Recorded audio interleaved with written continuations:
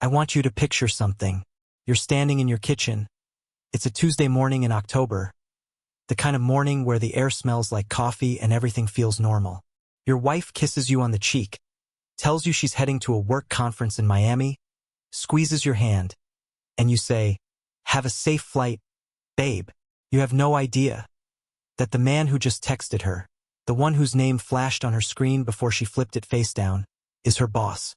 You have no idea that there is no conference, and you absolutely positively have no idea that the house you're standing in, the one with the mortgage in your name, the one you painted yourself over 3 weekends, the one with the loose third step on the staircase that you keep meaning to fix, is about to become the single greatest decision of your entire life. My name is Daniel. I'm 51 years old. I live in Naperville, Illinois, and what I'm about to tell you is a story about betrayal. Yes, it's about manipulation. Absolutely. It's about a woman I gave 17 years of my life to.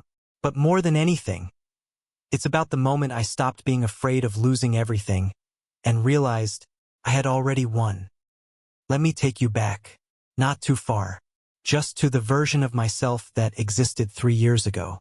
I was comfortable. That's the word. Not happy necessarily, though I thought I was, but comfortable, like a sweater that's been washed too many times. It still fits. You still wear it. But somewhere along the way it stopped being something you chose and became something you just had. I'd been with Sandra since we were both 34. Met her at a charity gala, the kind where you pay $300 a plate to feel good about yourself. And she was standing near the bar, laughing at something, and I remember thinking, that laugh is going to get me in trouble. I wasn't wrong. Sandra was magnetic, smart as a whip, the kind of woman who could walk into a room and rearrange the gravitational field without even meaning to. She had this way of making you feel like you were the most important person in her world, and for a long time, I believed it. We got married 4 years after we met. I was 38. She was 35. No kids, that was her preference, which I respected. She wanted to build a career, and I thought, fine. That's modern. That's okay. I had my own work as a project manager for a construction firm. We were 2 adults building a life. And for a while, we did. We bought the house in Naperville in 2014. For bedrooms, a yard big enough for a dog. A kitchen Sandra always said she'd renovate. We never renovated it. But we talked about it. We talked about a lot of things. I should have paid more attention to how many things we talked about that we never actually did. Sandra worked in pharmaceutical sales, then transitioned into corporate healthcare consulting around 2019. That's when she met Marcus. Marcus Webb. Let me describe Marcus for you, because description matters here. Marcus was 46, divorced, the kind of guy who used words like synergy and paradigm shift without any visible discomfort. He was Sandra's new division director. Tall, well-dressed, the kind of guy who orders whiskey neat at work dinners and makes everyone else feel vaguely childish for having a cocktail. From the moment Sandra mentioned him, there was something in her voice. Something I noticed but immediately explained away, because that's what we do. Isn't it? We notice, we feel the small alarm bell, and then we find a reason, a very reasonable, very adult reason, to turn the volume down. She was just excited about the new role. She was just motivated by her new boss. She was just working late because the project was demanding, right? Here's the thing about betrayal that nobody tells you in the movies. It's not dramatic. It doesn't arrive with dramatic music. It doesn't show up all at once in some cinematic confrontation scene. Trickles in. One tiny, almost invisible drop at a time. Until one day you're standing in 3 inches of water and wondering, how did this happen without me noticing? The first drop. Sandra started working out again. Not that there's anything wrong with that, but we'd been a 2 sedentary people household for years. Suddenly she's got new Lululemon. She's at the gym 4 mornings a week. She's tracking her macros. I thought, great, good for her. I was proud. The second drop. She got a new perfume. A $140 bottle that she never told me about. I found it under the bathroom sink, half used. When I asked, she said her friend gifted it to her. I thought, okay, fine. The third drop. She started putting her phone face down. Every single time. All the time. Dinner table, couch, kitchen counter. Face down. I noticed that one a little more than the others. But I'm a reasonable man, right? I told myself she was just setting a boundary around screen time. God, I actually thought that. Screen time. The fourth drop, and this one sits differently in my stomach, was a Saturday in August about 8 months before the cruise. We were at my brother Kevin's backyard barbecue. Kev's in Wheaton, about 20 minutes from us. Good people, normal afternoon, kids running around, burgers on the grill. And Sandra's phone buzzed. She looked at it, and for just a moment, just a fraction of a second, this small, private smile crossed her face, like a secret, like something she was keeping to herself. And then she looked up, caught me watching, and the smile disappeared so fast I almost thought I'd imagined it. Almost. I said nothing. We drove home. We watched TV. We went to bed. And I lay there in the dark next to my wife of 13 years and felt something I hadn't felt in a very long time. Fear. Not of anything specific. Just a formless, cold, awful fear. The kind that lives in the space between what you know and what you're not yet willing to know. September comes. Sandra tells me she has a work conference. 3 days, 2 nights, Miami. The company's flying them out, putting them up at a hotel. It's a big annual thing in her industry. I looked it up. There was technically a healthcare consulting summit in Miami that week. So I had no reason to question it. I helped her pack. I'm telling you this because I want you to feel how brutal that detail is. I sat on the edge of the bed and watched her fold dresses. 3 dresses, 2 pairs of heels, and a swimsuit. And I said, "Do you need the garment bag?" She said no. She was breezy, happy, almost glowing. I drove her to O'Hare. I kissed her goodbye at the departure's drop-off. I said, "Call me when you land." She didn't call. She texted me 3 hours later. Landed, exhausted, going to grab dinner with the team and crash. Love you. No call. I said okay. I walked the dog.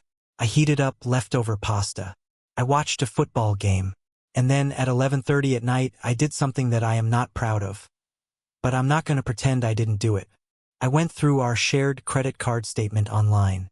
We had one joint card that we used for household stuff. And I knew she usually put work travel on a company card. So I didn't expect to find much.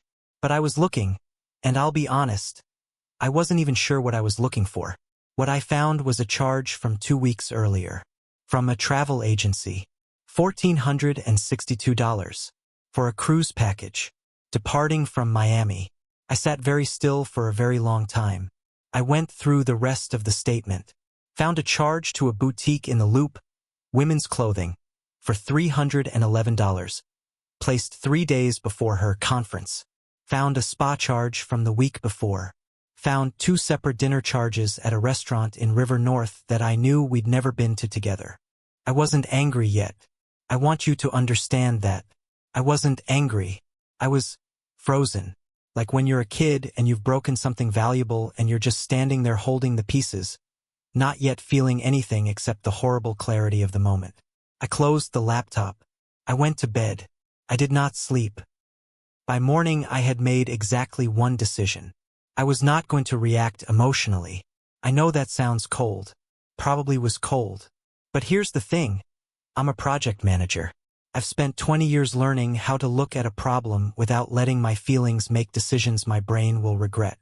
And I just knew, that if I was right about what I thought was happening, then how I handled the next 72 hours would determine the trajectory of the rest of my life. So I called in sick. First time in 3 years. My boss barely questioned it. And I sat at my kitchen table with a yellow legal pad, and I wrote 2 columns. What I know, what I need to know, what I knew, the cruise charge, the secret smile, the phone flipped face down, the perfume, the new clothes I hadn't been told about, a wife who hadn't called when she landed. What I needed to know was Marcus Webb on that cruise.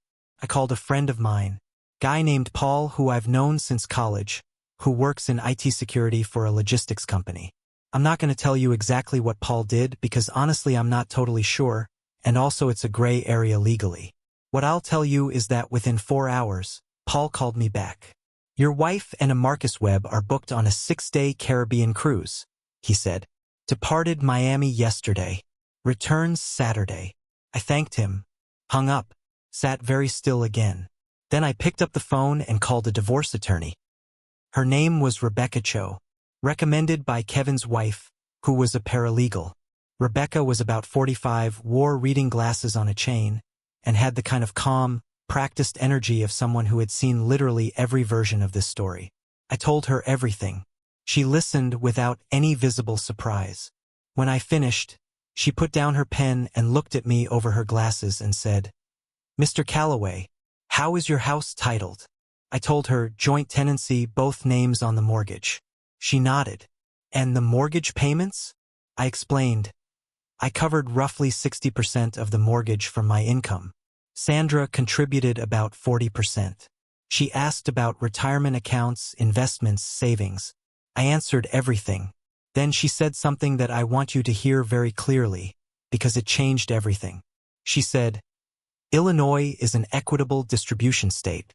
That doesn't mean 50-50. It means what's fair given the circumstances. And given that you've been the primary financial contributor to this household, documentation of that matters enormously. What also matters is documentation of the affair. Not for punitive reasons, Illinois is a no-fault state, but for establishing context in asset negotiations." I nodded. She said, "The most important thing you can do right now is not tip your hand. Go home. Act normal. Do not move money. Do not change passwords. Do not contact her. Let her come home from that cruise thinking everything is fine." I asked why. She said, "Because people who think they've gotten away with something get sloppy. And we want her sloppy." I drove home. I fed the dog. I texted Sandra asking how the conference was going. She sent back a smiley face and said, "Busy but good. Miss you." I said, "Miss you too." I had not slept in 36 hours. I felt completely calm. It was the calmest I had felt in years. It was terrifying how calm I felt. She came home on a Saturday. I picked her up from O'Hare. She looked rested, tanned, happy. She hugged me at the arrivals curb and I hugged her back, and I remember noticing the exact smell of her hair, the same shampoo she'd used for years, and thinking, this is the last time this will feel normal. In the car, she talked about the conference, keynote speakers, breakout sessions, a dinner cruise. She actually said those words, a dinner cruise, and I watched her face in my peripheral vision and she didn't even flinch. The hotel was gorgeous, the weather was perfect.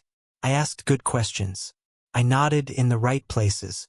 When we got home, she unpacked while I made dinner. She came downstairs in sweatpants and a t-shirt, back to her normal self, and we ate pasta and watched a show on Netflix, and she fell asleep on the couch around 9.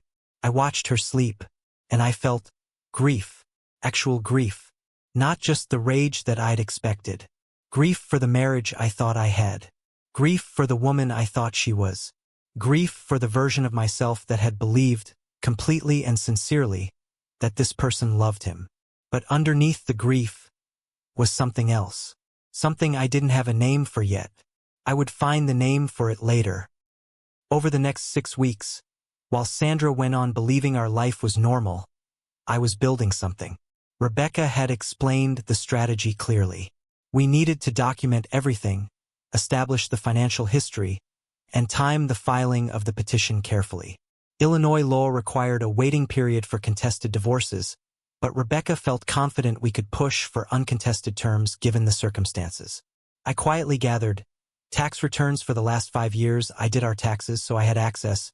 Bank statements, mortgage documents, my 401k statements and Sandra's, records of major purchases I'd made for the house over the years, appliances, the new roof in 2018, the deck we added in 2020, all of which I'd paid for primarily or entirely out of my income. I also, very quietly, moved 2 months of savings into a personal account. Rebecca had advised me that this was legally permissible as long as it was documented and disclosed in the proceedings. I documented it. I hired a private investigator for 2 weeks. His name was Eddie. He was ex-Chicago PD. He wore an unremarkable tan jacket and drove a Toyota Camry that seemed designed to be forgotten. He confirmed what I already knew. gave me photos and documentation, and billed me $1,800, which I considered money extremely well spent. During all of this, Sandra was just living her life, working, coming home, having dinner with me, asking me about my day, making plans for Thanksgiving with her parents. She had no idea. And here's the part that's going to sound strange. Here's the part where most people expect me to say, it was the hardest 6 weeks of my life. It wasn't. It was hard. But it was also clarifying in a way that I can only describe as brutal grace. I had been asleep inside my own marriage for years, and now I was awake, painfully, uncomfortably, irreversibly awake, and I was building something real. I chose a Wednesday in late November. Sandra's parents were coming for Thanksgiving in 6 days. I had decided that she should know before then, because I am not going to sit at a table and pretend. I got home before her, made her favorite chicken piccata, salad, a glass of white wine already poured. She walked in and said, "Oh wow, did you cook? What's the occasion?" I said, "We need to talk." She froze, just for a moment. Something moved behind her eyes. Then she recovered. "That sounds ominous," she said with a small laugh. "Sit down," I said. She sat. I did not yell. I did not cry. I had rehearsed this moment so many times in my head that it felt less like a confrontation and more like a presentation. I said her name. I said, "I know about the cruise. I know about Marcus. I know it wasn't a conference. I have documentation. I have photos. And I need you to understand that I've been working with an attorney for 6 weeks." The color drained out of her face so fast it was like watching someone pull a plug. She opened her mouth, closed it, opened it again. "Daniel, I'm not asking you to explain," I said. "I'm telling you what's happening. I filed for divorce. Papers will be served tomorrow morning. Rebecca Cho is my attorney. You'll want to get your own representation as soon as possible." She stared at me, and then Sandra did something I genuinely did not expect. She got angry, not sad, not remorseful, not apologetic. She got angry. She said, "You had me followed? You hired someone to follow me? Do you know how insane that is? Do you know what that says about you and your issues with trust?" I looked at her. I let the silence sit. Then I said, "Sandra, you went on a 6-day cruise with your boss and told me it was a work conference. I think we're past a conversation about trust." What followed was not clean. I want to be honest with you because the internet loves a clean narrative and real life is not clean. Sandra got an attorney. A good one. She wasn't stupid.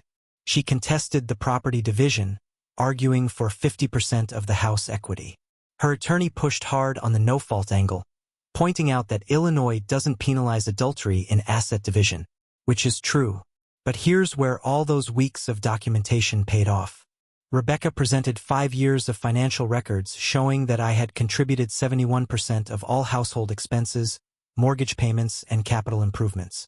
We had the receipts for the roof, the deck, the appliances, all of it.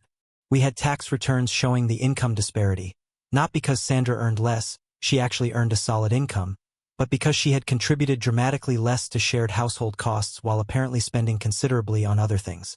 We also, and this is the part Sandra did not anticipate, discovered that she had, during the previous tax year, claimed a work expense deduction for something that was, let's say, not exactly a work expense. Her attorney got very quiet when Rebecca raised that point. After 3 months of back and forth, Sandra accepted a settlement. She got 28% of the home equity. The amount that Rebecca had calculated corresponded to her actual documented financial contribution. She kept her retirement account. She kept her car. She gave up the house. I bought out her share at the settlement-determined value. My parents helped me with the cash. I will forever be grateful to them, and I will spend the rest of my life making that up to them. And on a rainy Tuesday in March, Sandra Calloway signed the final papers. I sat in Rebecca's office afterward and just exhaled. 3 solid seconds of exhaling. Rebecca put a box of Kleenex on the desk, and I'm not ashamed to tell you I used it. Okay, I need to stop here for a moment, because I know what you're thinking. You're thinking, okay, Daniel, this is a painful story, it's relatable, it's sad, but the twist is the financial settlement. The twist is that she lost the house. You won, she lost. Satisfying. Justice served. But that's not the twist. The twist is what happened 3 months after the divorce was final. Marcus Webb, the man my wife left her marriage for, the man she went on a secret Caribbean cruise with, the man she burned 17 years of her life to be with, Marcus Webb was let go by the company. Corporate restructuring, they called it. Eliminated position. Now, you might think, that's just sad. Or, okay, that's karma. But here's the actual twist. The reason Marcus was let go was because the company had been quietly investigating an internal ethics complaint, filed anonymously, about a division director who had been having an inappropriate relationship with a direct report and had used company funds to partially subsidize a personal trip. Specifically, he had billed 2 team dinners in Miami to a corporate account that coincided with a Caribbean cruise departure. I want to be clear. I did not file that complaint. I genuinely did not. I had my own situation to manage, and honestly, I just wanted out. But someone did. And to this day, I don't know who. Maybe it was someone else at the company who knew. Maybe it was Marcus's ex-wife. Did I mention Marcus was divorced? He was. Messy divorce, I later found out. She had reason to monitor him. Maybe it was just the universe. Marcus lost his job. Without his income, he lost his apartment. He'd been renting a very nice place in Lincoln Park that required a very nice income. He moved to Cincinnati to stay with his sister. And Sandra had given up the house in the settlement. She had not yet, in the intervening months, secured a new long-term place to live because she had been, I learned through Kevin's wife who still followed her on Instagram, living in Marcus's Lincoln Park apartment. When Marcus moved to Cincinnati, Sandra had nowhere to go. She asked to move back in. She called me. I answered because I didn't know who was calling. She was calling from a number I didn't recognize. Daniel, she said, I know I have no right to ask this. I said, you're right. You don't. It's just temporary. I just need a few weeks to. Sandra, I said, this is my house. It has been my house for 6 months. You signed the papers. She said, quietly, I know. I said, I hope you find somewhere to land. I genuinely do. But it's not here. And I hung up. I want to be careful here, because I'm not a vindictive person by nature. And I don't want the story to sound like I was rubbing my hands together with glee. I wasn't. I was sad. I was honestly sad for her in that moment in a way that surprised me. But I was also completely clear. Sandra moved in briefly with a college friend in Evanston. Then, from what I heard, and by then I was only hearing things through the loosest possible grapevine, she moved to Cincinnati. Whether that was to be with Marcus or just because she didn't have better options, I genuinely don't know, and I genuinely don't spend time wondering. I stopped wondering about Sandra's life pretty quickly. Not out of bitterness. Just out of redirected attention. See, that thing I mentioned earlier, that feeling I had no name for, the one underneath the grief? I found the name for it about a month after the divorce was final. Relief. 17 years. And I hadn't known how much of myself I'd been quietly submerging to keep that partnership afloat. I hadn't known how many things I'd stopped caring about because Sandra didn't care about them. I hadn't known how lonely I'd been, or how normalized that loneliness had become, or how different it would feel to wake up in the morning in a house that was mine.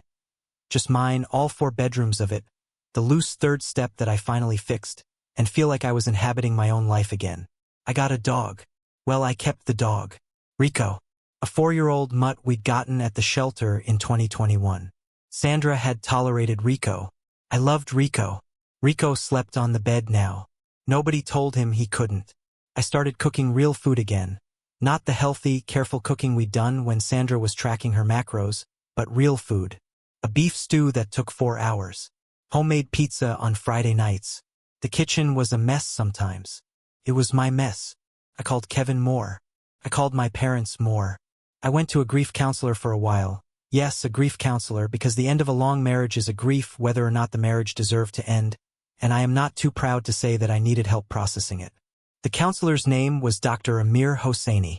He was calm and methodical, and he said something to me in our 3rd session that I wrote down and still have on my refrigerator. The end of something is not the end of you. It is the beginning of a more accurate version of your life. I'm going to tell you something that I didn't expect to be in this story. Something that I almost didn't include because it feels almost too neat, too movie-like. About 8 months after the divorce, I went to Kevin's house for his daughter's birthday. She turned 12. There was a bouncy castle. There were approximately 400 small children running around, and I was standing on the deck with a lukewarm beer feeling pleasantly removed from the chaos. Kevin's neighbor, a woman named Diane, came over the fence to say hi. She'd been at Kevin's a few times over the years. Divorced maybe 5 years ago, 2 teenage kids who were apparently old enough to be left alone for a few hours. We talked for a long time, about nothing important. About the Chicago Bears, she had opinions, good ones. About a documentary we'd both apparently seen on Netflix. About her job as an occupational therapist. About my work. About 2 hours later, she said she needed to get back, and I said, "It was really good talking to you." And she said likewise, and went back over the fence. I said to Kevin very casually, "Your neighbor Diane, is she?" Kevin grinned at me like an idiot. "She's single," he said, "and she asked about you last month." I didn't call Diane for 3 weeks, because I needed those 3 weeks. Not for her. For me. When I did call, she answered on the second ring. We talked for an hour. We went for coffee the following Saturday at a place in Wheaton. We have been taking it slow, deliberately slow, in a way that feels nothing like urgency and everything like intention. She knows the whole story. I told her on our 3rd date. She listened to the whole thing without flinching, and at the end she said, "People show you who they are. Eventually." I said, "Yeah, they do."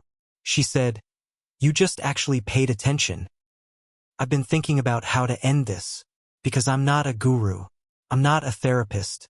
I'm a 51-year-old project manager in Naperville, Illinois, who learned some things the hard way and figured he'd share them in case they hit someone the way they needed to be hit. So here's what I know now that I didn't know 3 years ago. 1. Comfort is not contentment. There is an enormous difference between a life you're used to and a life you're living. I had been comfortable for years in a way that had quietly cost me my actual self.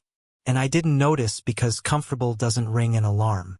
It just stays. 2. The moment you decide to handle something strategically instead of emotionally is not coldness. It is survival. When my instinct was to call Sandra from Miami and lose my mind on the phone, I didn't. And that choice, that one choice, changed the entire trajectory of the outcome. Pain deserves to be felt, but not every moment is the right moment to feel it. 3. Documentation is love. I know that sounds clinical, but if you are building a life with someone, tracking what you each actually contribute, financially, emotionally, logistically, is not distrust. It is clarity. It would have saved me years of confusion, and it ended up saving me my house. 4. The universe does sometimes have excellent timing. I did not engineer Marcus losing his job. I did not plan for Sandra to end up without a place to live. I just got out of my own situation with my integrity intact, and the rest of the story wrote itself.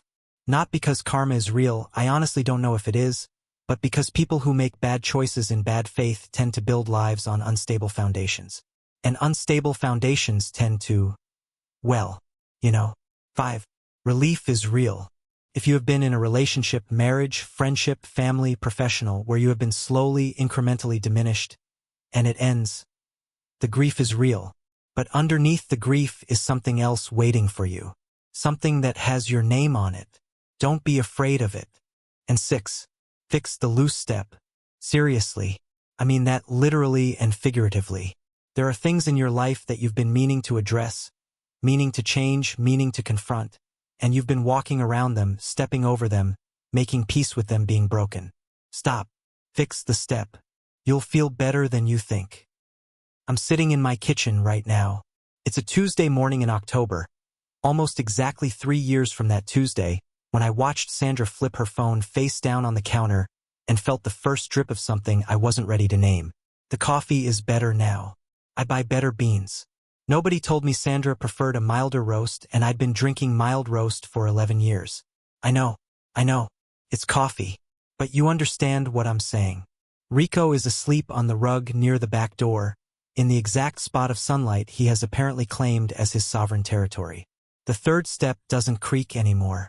Diane is coming for dinner on Saturday. I'm making braised short ribs. It'll take most of the day and it'll be worth it. I don't know what Sandra is doing right now. I genuinely don't think about it very much. And that absence, that specific absence of constantly wondering about someone else's world, is its own quiet luxury that I don't think I'll ever take for granted again. You know what I think about, instead? I think about the project I'm working on, a big commercial build in the western suburbs that's going to take 18 months and is exactly the kind of challenge I needed. I think about Kevin's daughter's next birthday, which will apparently involve horses. God help all of us. I think about whether I should finally take that trip to Ireland I've been talking about since I was 30. I think about Saturday. I think about my own life, my actual life, the one that's mine. And you know what? It's pretty good. It took a secret cruise and a Caribbean tan and a face-down phone and a private investigator named Eddie and a very calm attorney named Rebecca and a grief counselor named Dr. Hosseini and one really good neighbor conversation at a 12-year-old's birthday party to get here. But here I am. And if you're sitting somewhere right now, listening to this, and something in this story hit you in a place you weren't expecting, I see you. Maybe you're the person walking past the loose step every day and telling yourself you'll deal with it later. Maybe you're the person who noticed the phone flip face down and talked yourself out of what you noticed. Maybe you're the person who knows, on some level, in that deep quiet place, that the life you're living and the life you deserve are not the same thing. I'm not telling you to blow anything up. I'm not telling you to hire a private investigator or call Rebecca Cho. Although if you need her, she's excellent. I'm just telling you, you're allowed to be awake inside your own life. And if you've been asleep for a while, the coffee tastes better when you wake up. Trust me on that. If the story hit close to home, drop it in the comments. I mean it. Not just, this was good. Actually tell me. Have you been in a situation where you had to choose between reacting and strategizing? Did you ever find out something that changed how you saw your entire relationship?